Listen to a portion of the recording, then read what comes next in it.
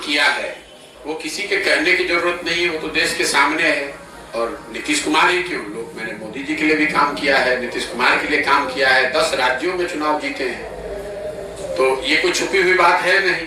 और नीतीश जी हमको क्या धन देंगे? अगर हमको धन कमाना होगा तो इतने बड़े बड़े राज्यों में मुख्यमंत्री लोग जीते हैं, सरकारें जीती हैं, जिनके जीतने में हमने कंधा लगाया है। तो धन की तो बिहार में ना उतना पैसा है, ना नीतीश कुमार की पार्टी के पास पैसा है कि वो हमको धन दे देंगे।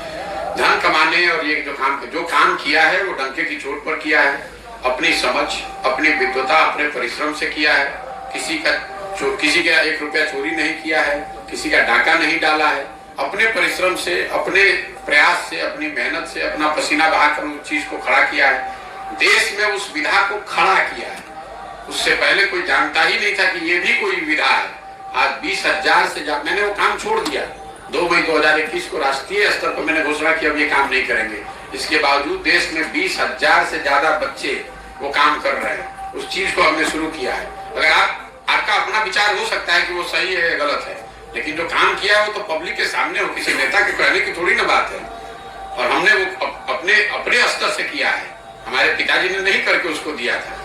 और जहां तक आपने कहा तीसरा मोर्चा, चौथा मोर्चा, तो आप इतनी तो समझ रखिए कि अगर कोई दल, कोई मोर्चा मैं बनाऊंगा तो वही एक मोर्चा बिहार में बचेगा, कोई मोर्चा नहीं बचेगा। इतना भरोसा रखिए। हम उनमें से नहीं है जो लड़ने के लिए लड़ता है।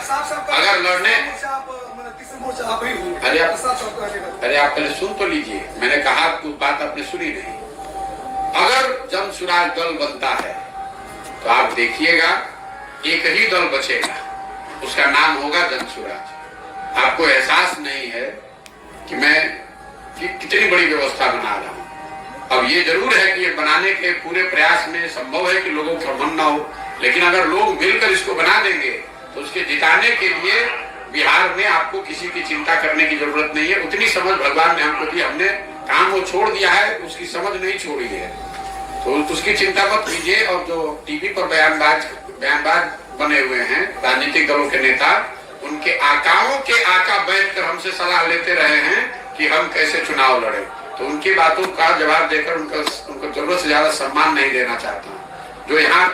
जो भाजपा का कोई प्रवक्ता होगा वो उसका आका, यहाँ पर जो राज्य का लीडर होगा उसका आका दिल्ली में बैठता होगा, उसके आका होंगे मोदी जी, उनके साथ हमने काम किया है। इनकी बात का क्या जवाब दें?